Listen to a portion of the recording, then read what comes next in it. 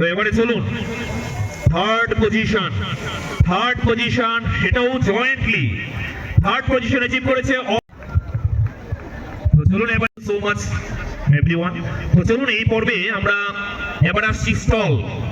এটা খুব attractive officer Sepahijala district এবং আপনার পুরো টিমকে নিয়ে মঞ্চে আসার জন্য অনুরোধ জানাচ্ছি।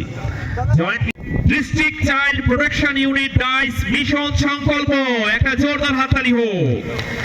আমি madam Sonai Saha district child project officer jointly হয়েছে ডিপার্টমেন্ট স্টল প্রেজেন্টেশনে জয়েন্টলি স্যার ডক্টর সুপ্রাইজ রয়েছে। Special award to goes to for Sepahijala district. Thank you madam.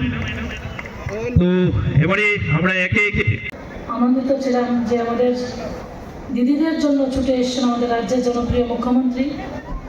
ওনার হাত ধরেই এই মেলার শুভ সূচনা হয়েছিল এবং 3 দিন ব্যাপী এই মেলা আমাদের এডিএম সাহেব বলেছে যে দিদিরা এই 2 দিনে অনেক ইনকাম তারা করেছে, যেটা আমাদের সরকারের, আমাদের ভারতীয় জনতা পার্টির সরকারের যেটা মূল প্রায়োরিটি সেটা হলো ওমেন এম্পাওয়ারমেন্ট, মহিলা ক্ষমতায়ন।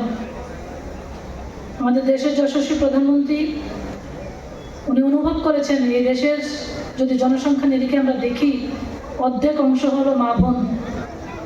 তাদেরকে বাদ দিয়ে আমাদের এই দেশ কখনো উন্নত হতে পারে না। এবং আমাদের ভারতবর্ষের প্রায় 75% মানুষ গ্রামে বাস করে এবং আমাদের কৃষি হলো আমাদের প্রধান উৎস অর্থনীতির। তো গ্রামীণ অর্থনীতিকে শক্তিশালী করা, গ্রামীণ অংশের মানুষকে বিশেষ করে মায়েদের বোনদেরকে অর্থনৈতিকভাবে স্বাবলম্বন করার জন্য আমাদের এই সরকার বিশেষভাবে গুরুত্ব নিয়েছেন।